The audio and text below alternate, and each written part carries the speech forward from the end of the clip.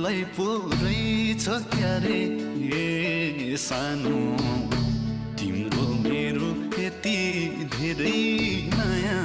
बसेको सम्झी सम्झी रुनु रहेछ र पो हजुर खुसीले कुनै पल आँसु खसेको कुनै पल आँसु खसेको सम्झी सम्झी रुनु रहेछ र पो सानो खुसीले कुनै पल आँसु खसेको कुनै पल आँसु खसेको